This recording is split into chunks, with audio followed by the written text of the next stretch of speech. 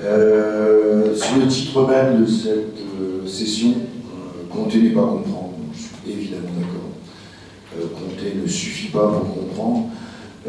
J'aurais quand même tendance à dire que nous souffrons de ne pas disposer de décomptes, de statistiques, d'objectivation statistique suffisamment précise, fiable, et que c'est un obstacle à la compréhension. Je crois qu'il faut également voir ça. On a l'air d'être noyé par toute une série de chiffres, notamment d'origine sondagière, mais il nous manque un certain nombre de données sociologiques quantitatives véritablement précises, et j'y ferai allusion à la fin de ce petit topo.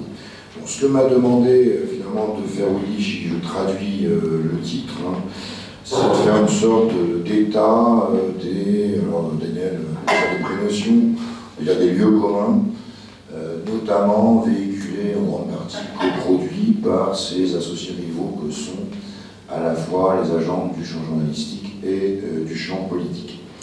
Alors, ces lieux communs sont innombrables.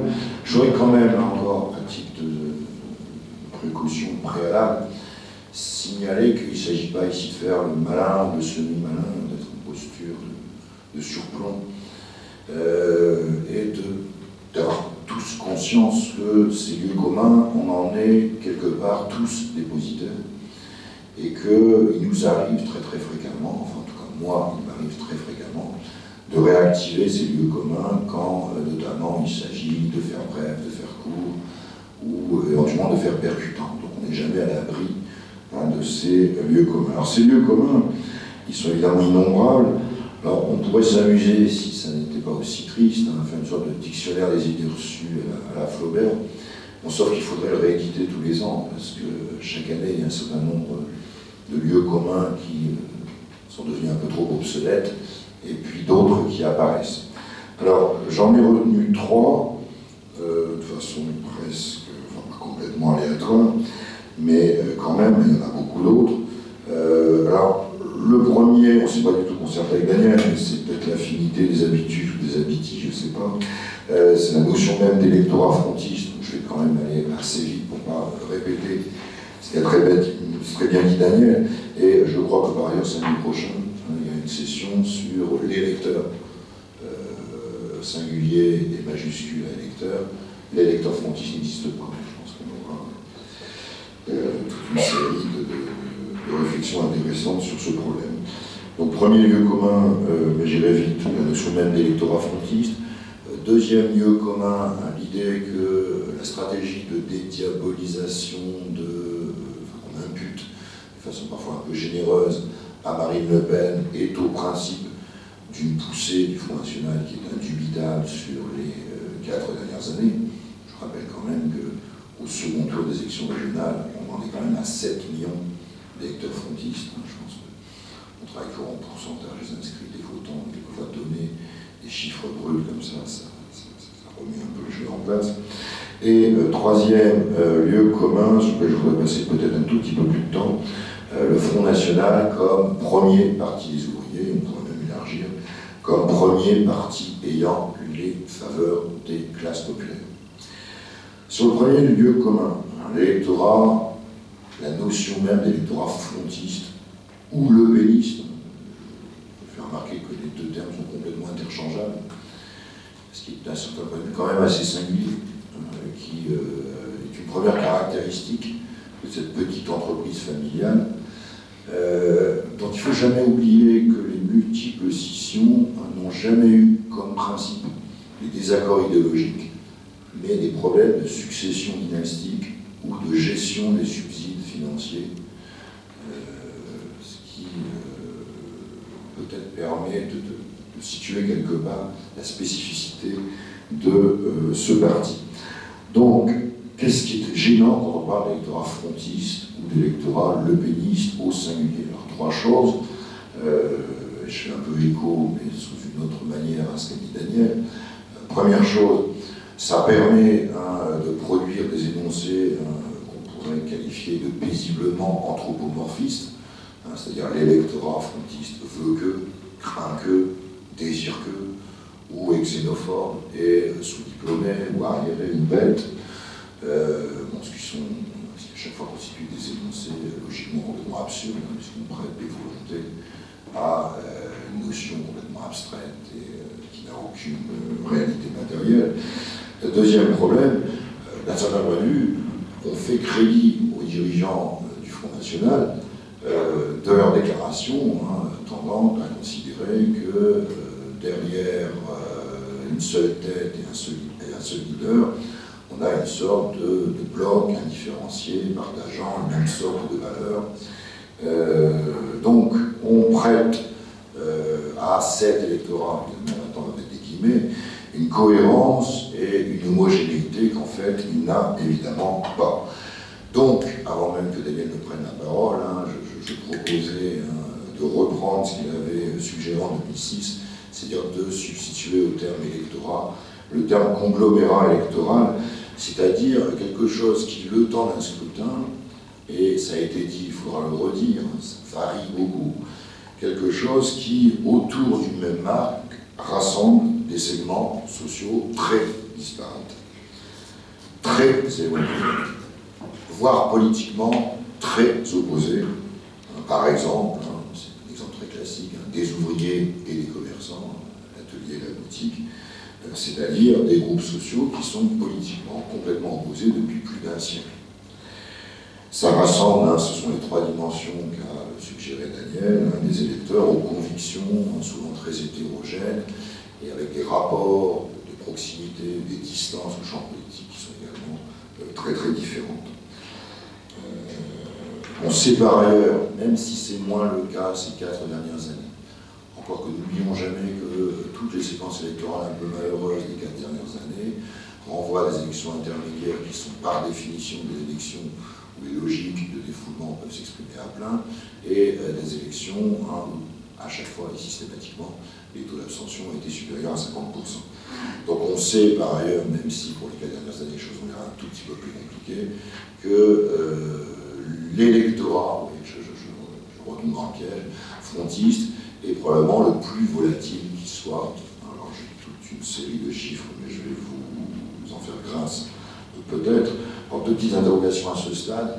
Est-ce qu'on a des précédents historiques? Parce que c'est quand même quelque chose d'assez exceptionnel, cette capacité à coaguler des segments sociaux, idéologiques, et en termes de compétences politiques très différents, de les coaguler à ce point et de façon aussi renouvelée et d'un certain point de vue aussi constante depuis 30 ans.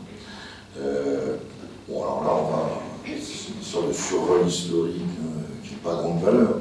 Il y a probablement un précédent qui est le précédent boulangiste, dans une conjoncture historique d'ailleurs très semblable, une crise économique et sociale tout à fait épouvante, une inaction, une impuissance des pouvoirs publics, des poussées xénophobes tout à fait spectaculaires, et des coalitions politiques qui se succèdent, et qui sont des coalitions presque substituables en termes de programme.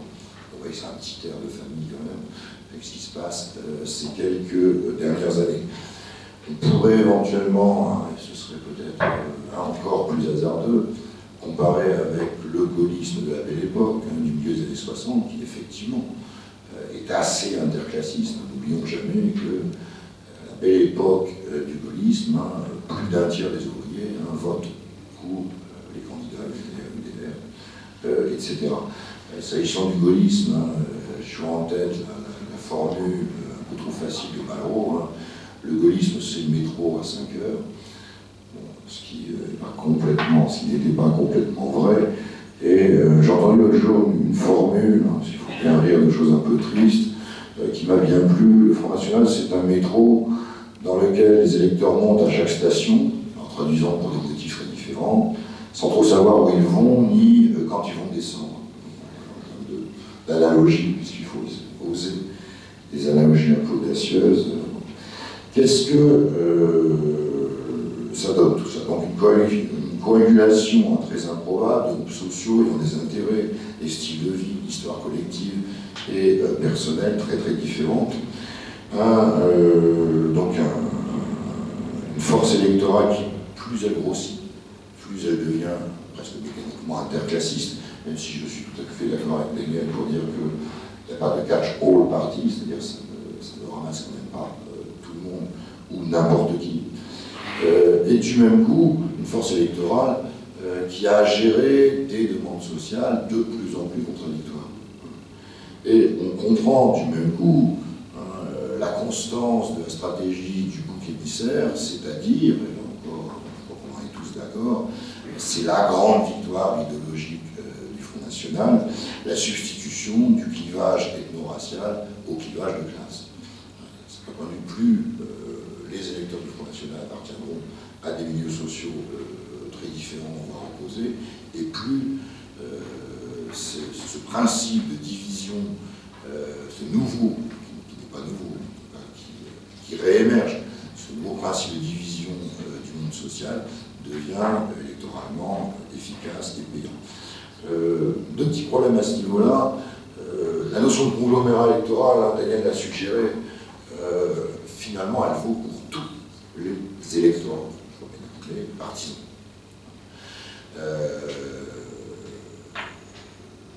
Alors ça pose une question qui anime beaucoup les débats en sciences politiques. Est-ce qu'il faut appliquer au Front National un traitement particulariste?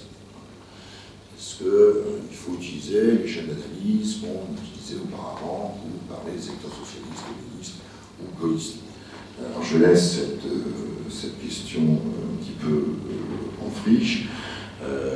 On pourrait dire qu'apparemment, il n'y a pas d'électorat, je retourne dans ce travers, qui soit aussi homogène idéologiquement. Si on a un petit peu le temps durant le débat, il est assez facile de montrer que les échelles d'attitude qui sont construites pour prouver qu'il n'y a pas d'électorat plus xénophobe, plus antisémite, plus anti-immigré que l'électorat Front National sont des échelles d'attitude éminemment critiquables et qui évitent de s'interroger sur le fait que bon nombre d'électeurs de gauche, un cinquième d'après les dernières échelles d'attitude construites, peuvent également être qualifiés de xénophobes, ce qui laisse d'ailleurs complètement entière la question de savoir ce qu'il faut mettre derrière l'appellation raciste.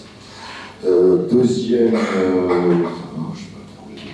bon, je vais aller très vite, sur la stratégie de dédiabolisation comme explication un peu omnibus de la poussée indéniable du Front National ces 4 dernières années. À la serpe, 4 ou 5 remarques. Première remarque, c'est peut-être avec ce lieu commun qu'on peut le mieux pointer la contribution d'un certain nombre d'agents du champ journalistique à la production de lieux communs. Bon, je crois que un de mes collègues, Alexandre Lézé, a démontré ça de façon très probante dans un certain nombre d'articles. C'est à partir de l'accession de Marine Le Pen à la direction du FN, on a, alors probablement informé par la logique très classique de scoop, il faut à tout prix produire les nouvelles les plus nouvelles, c'est à partir de ce moment-là qu'on commence à fleurir et à pleuvoir les articles sur le nouveau Front National. Donc il faut être très clair, la stratégie de dédiabolisation, c'est véritablement une sorte de clé ouvrant toutes les portes qui a été produite de toutes pièces sous la forme d'une self-fulfilling prophétie dont on pourrait charitablement dire qu'elle a été inconsciente, mais je pense qu'en termes d'imputation de responsabilité, la responsabilité des journalistes est très importante. Sur le fond, on peut penser que la réalité de cette stratégie de dédiabolisation, on pourrait dire très vite et très bref, disons que l'antisémitisme a été remplacé par l'anti-islamisme, ce qui est un progrès qu'on peut considérer comme étant modeste, voire même numériquement un peu inquiétant, puisqu'il y a plus de 500 000 émissaires, il y en a maintenant 6 millions. Et en même temps, on surfe, je crois que l'expression n'a pas encore été utilisée, sur ce que Olivier Schwartz a nommé la conscience triangulaire. Je pense que ça, c'est un des fonds de commerce idéologique sur lesquels le Front National peut de plus en plus surfer, c'est-à-dire, pour le dire très très rapidement, le fait que quand on a à juger un certain nombre d'événements et à jauger sa propre place dans le monde social, on ne le fait plus en considération de ceux qui seraient en haut, mais de ceux qui sont immédiatement un tout petit peu plus bas que vous. Ça, je pense que c'est un mécanisme tout à fait redoutable et qu'on n'est pas là d'extirper. Je pense que le jour où on arrivera à réduire ces formes, ces modalités de conscience triangulaire qui renvoient au conflit ethno-racial comme étant le premier principe de division du monde social, le jour où on aura réussi à progresser un peu dans la réduction de ce type de conscience, on aura fait un grand pas. Toujours sur les stratégies de dédiabolisation, d'un certain point de vue, les choses sont très très simples. On a simplement un renouvellement générationnel des dirigeants du FN. C'est pas plus bête que ça. Les actuels dirigeants du FN, ils sont nés à la fin des années 70, au début des années 80. Ils ont été socialisés à d'autres événements. Ils ont des structures de goût, de dégoût, de répulsion qui sont un peu différentes de leurs aînés qui avaient été socialisés durant l'entre-deux-guerres, Vichy et durant l'épuration. Donc il suffirait de faire une petite histoire de vie des membres du bureau politique du Front National de 72 à 80 et des actuels membres du Front National pour comprendre en quoi consiste cette prétendue stratégie de dédiabolisation. Et pour le reste, ce qui m'embête un peu dans ce lieu commun, c'est que on prête, dans tous les sens du terme, une intention maligne, c'est-à-dire à la fois astucieuse et diabolique, à Marine Le Pen, alors que c'est évidemment, pour comprendre la poussée actuelle du Front National, il faut avoir recours à d'autres combinatoires. Les éléments de ce qu'on pourrait appeler la martingale gagnante, c'est pour partie le changement de logiciel emblématique, la défense des services publics, l'apparente prise en charge des travailleurs sacrifiés sur l'autel de l'euro ou la mondialisation. C'est la dénonciation de la collusion UMPS, mais que l'actuelle alternance semble conforter, confirmer de jour en jour. Ce sont les affaires de corruption, nos entretiens approfondis. On ne dira jamais assez les ravages qu'a provoqué l'affaire Cahuzac. Un truc qui était très très marquant. Et c'est bien évidemment la question des réfugiés. Pourtant, il faut toujours le rappeler, très peu nombreux à être accueillis en France. Je termine très rapidement sur le troisième lieu commun, le Front National, comme premier parti des ouvriers. Alors, premier point, c'est une thématique qui est pas... qui est relativement nouvelle, qui par rapport à l'histoire déjà longue du Front National, qui je vous rappelle apparaît en 72, ne surgit qu'à partir du milieu des années 90-95 pour être très très précis. Pour rappel, en 1984, les élections européennes de 1984, qui fera le surgissement électoral du Front National qui, à la liste de FM, obtient presque ex nihilo 10%.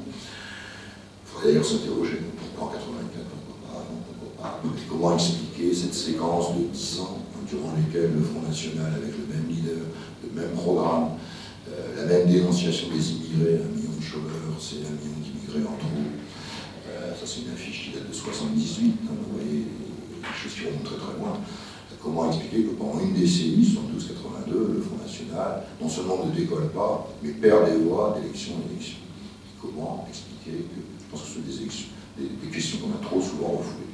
Donc en 84, année de surgissement du Front National, pour ce que toute une série de sondages peuvent nous indiquer, toutes les prudences nécessaires, les ouvriers votent tendanciellement, ceux qui votent tendanciellement moins Front National que la moyenne de la population, à hauteur de 2 ou 3 points. Donc il n'y a absolument aucun survote Front National. Le survote Front National du groupe ouvrier n'apparaît qu'en 1995, et c'est là que surgit. Alors je ne suis pas là pour désigner les responsables, enfin, il y en a quand même un dans l'histoire qu'on peut désigner, c'est Journal Libération, qui avait commandité un sondage qui des urnes, je crois que c'était à Louis Harris, et qui titre le surlendemain du premier tour des élections présidentielles, le Front National, premier parti de France. Et à partir de ce moment-là, le coup est parti, si j'ose dire. Ce qui était à l'époque 3 fois fallacieux. Bon, la réalité, si j'ose dire, des choses, c'est simplement que le candidat, Jean-Marie Le Pen, avait dans le groupe ouvrier réalisé 2 points de plus que Jospin. Alors 2 points, compte tenu de la manière dont sont construits les échantillons, ça reste quand même relativement hasardeux. Mais si on totalise l'ensemble des voix ouvrières portées sur les candidats de gauche, on était encore à l'époque, en 95, à 50% des ouvriers votants qui votaient à gauche. Donc le Front National n'était absolument pas le premier parti, même si, je le répète, c'est à partir de 95 que cette thématique commence à prendre. En 2012, on est où? En 2012, au présidentiel de 2012, j'essaie de vous donner les chiffres moyens et les plus crédibles possibles. La gauche est à peu près à 40% chez les ouvriers, le Front National, donc Marine Le Pen à 30%, et la droite à peu près 25%. Donc, c'est-à-dire que de 1995 à 2012, dans le groupe ouvrier, pour ce que nous en disent les sondages, la gauche a perdu à peu près 10 points, le Front National en a gagné à peu près 12 ou 13. D'où l'idée, évidemment, d'un chassé-croisé. Ce sont les anciens ouvriers de gauche qui désormais alimentent le vote Front National. Ce qui oublie quelque chose de tout à fait bébête, mais qu'on doit toujours rappeler, c'est la démographie du corps électoral. Je suis désolé de vous rappeler qu'il y a des électeurs qui meurent, et puis chaque année, il y a des électeurs qui sont nouvellement inscrits. 500 000 d'un côté, 700 000 de l'autre. Juste comme ça, pour s'amuser, en 2012, la moitié des électeurs de 2012 n'étaient pas votants en 1980. Il y a un renouvellement du corps électoral qu'il faut toujours avoir en tête.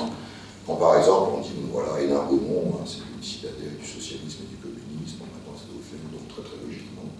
Non, malheureusement, il y a beaucoup d'électeurs anciens mineurs d'Hénin Beaumont qui entre-temps sont décédés. Donc, c'est très trivial de le dire, mais je pense que c'est un vrai piège, ça, parce qu'on a une même marque Front National depuis 72.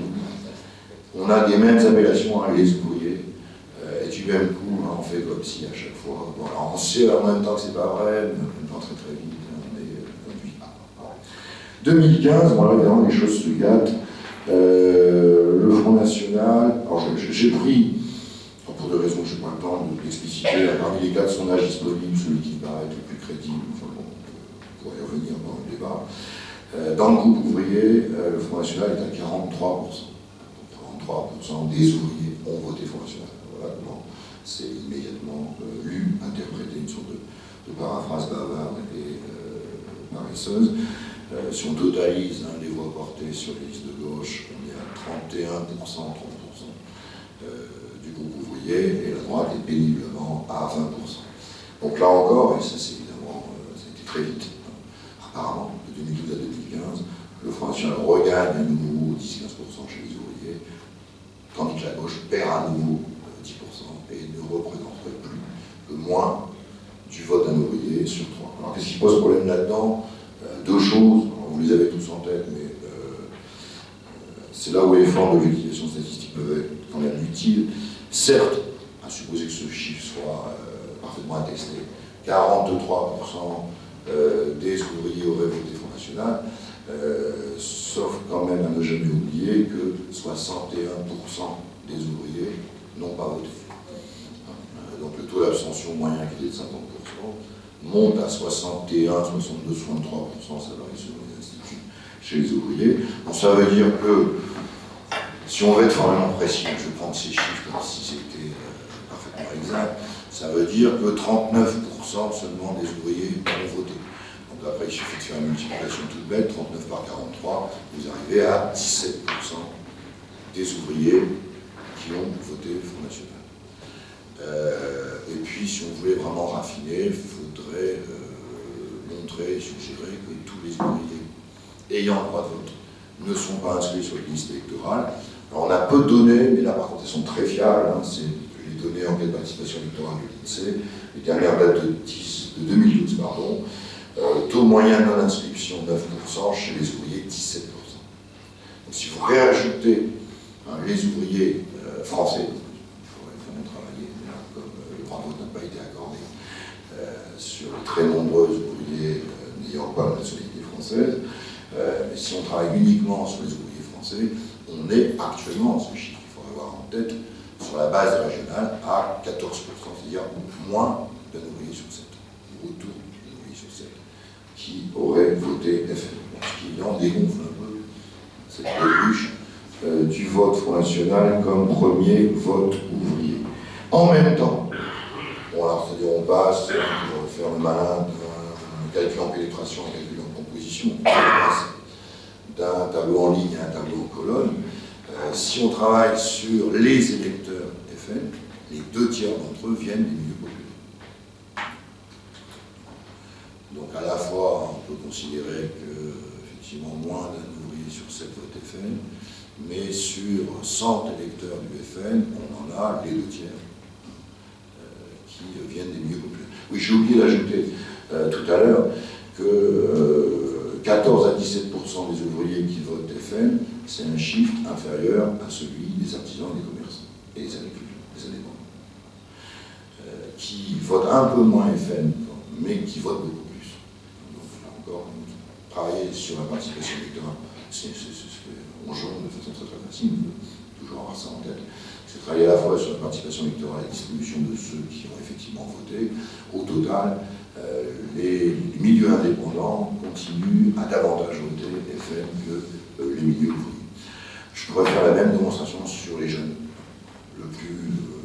La majorité des jeunes votent Front National, c'est le premier vote des jeunes. Ah oui, mais aux élections régionales, par exemple, il y a 67% des moins de 30 ans qui n'ont pas voté. Et ceux qui votent le plus Front National, c'est la tranche 50-60 ans. Si on couple ça.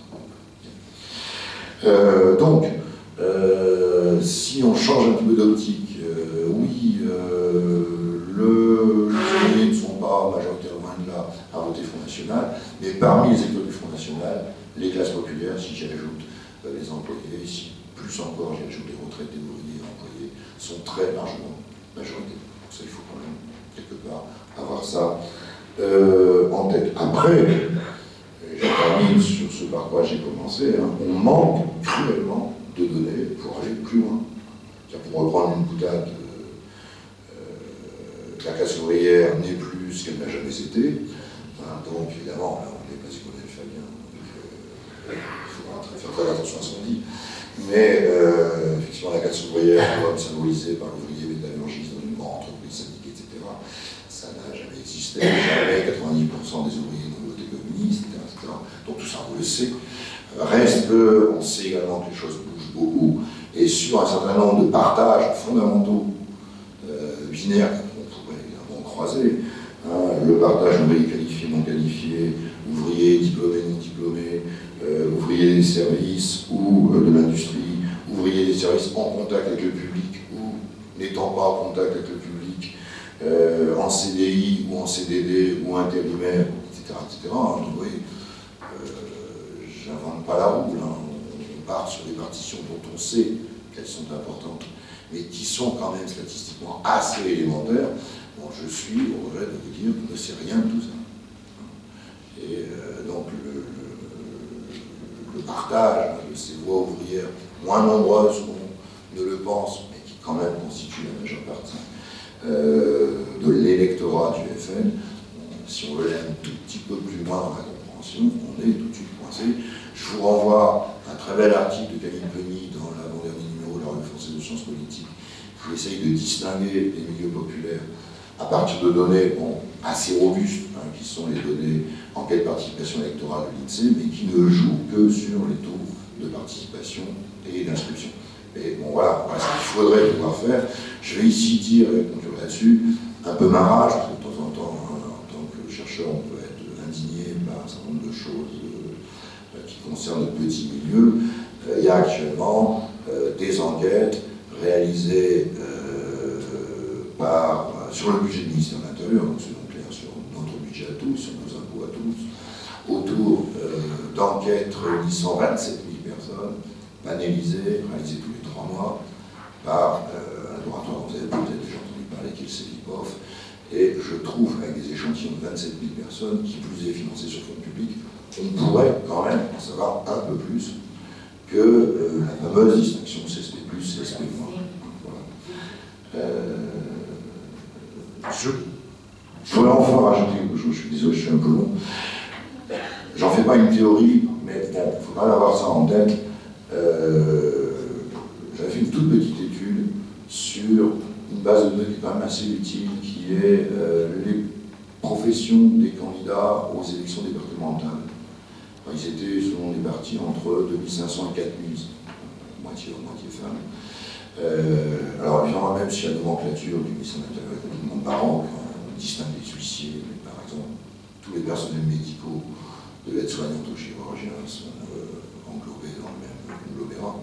Donc, c'est pas toujours facile de travailler sur cette base de données. Enfin, si on raisonne sur cette base de données, il est indubitable qu'actuellement, le Front National est la formation qui présente le plus de candidats, et de très longs, issus des milieux populaires, et qui plus est la formation pour lequel la distorsion avec les CSP classiques en 8 groupes est la moins importante.